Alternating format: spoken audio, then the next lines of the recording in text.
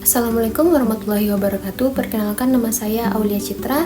Di video ini saya akan membahas tentang salah satu kasus yang paling sering dianggap sederhana, tetapi sebenarnya menyentuh konflik yang paling dasar antara pembangunan dan keberlanjutan, yaitu penolakan masyarakat Samin terhadap tambang dan pabrik semen di Pegunungan Kendeng. Nah, kasus ini tidak hanya memperlihatkan pertentangan kepentingan ekonomi dan lingkungan, tetapi juga menunjukkan bagaimana nilai-nilai Pancasila seharusnya diterapkan dalam kebijakan publik dan perlindungan hak masyarakat lokal.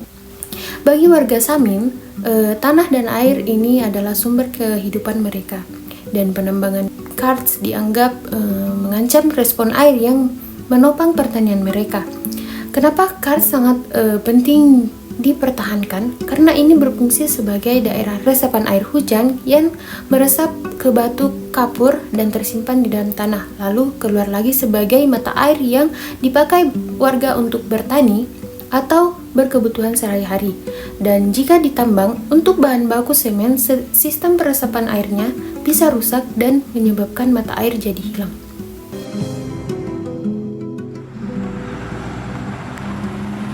Bagi mereka, tidak adil jika pembangunan justru menimbulkan kerusakan lingkungan, hilangnya sumber air, dan perubahan sosial yang mengancam keberlanjutan hidup.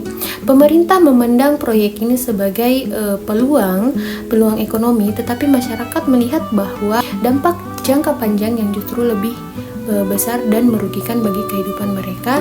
Dalam video tersebut terlihat bahwa warga Samin menunjukkan keteguhan pada nilai leluhur dengan memilih hidup selaras dengan alam dan menolak aktivitas yang mereka anggap rusak. Penolakan mereka dilakukan secara damai, termasuk aksi simbolik mengecor kaki sebagai bentuk protes.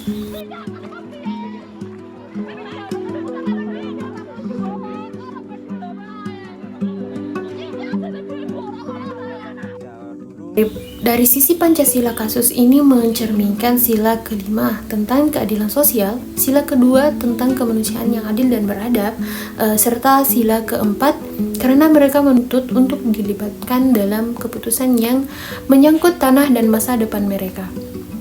Oke, dari kasus ini terlihat bahwa pembangunan yang hanya mengejar keuntungan jangka pendek dapat mengorbankan lingkungan dan hak hidup masyarakat kecil. Sikap warga Samin menegaskan bahwa keadilan sosial, kemanusiaan, dan partisipasi rakyat adalah nilai Pancasila yang harus diterapkan secara nyata. Oleh karena itu, pembangunan ideal adalah pembangunan yang tetap menjaga alam dan menghormati kehidupan masyarakat dan sekitarnya. Hidup bersama selamanya harus kita jaga. Jawa, itulah harapan kita semua. Jawa Tengah yang jaya kita. Semoga kasus ini dapat memberi pelajaran bagi kita semua pentingnya menjaga lingkungan dan menghormati masyarakat lokal. Demikian penerapan saya tentang kasus Samin dan semen. Dengan ini saya akhiri presentasi saya. Terima kasih. Wassalamualaikum warahmatullahi wabarakatuh.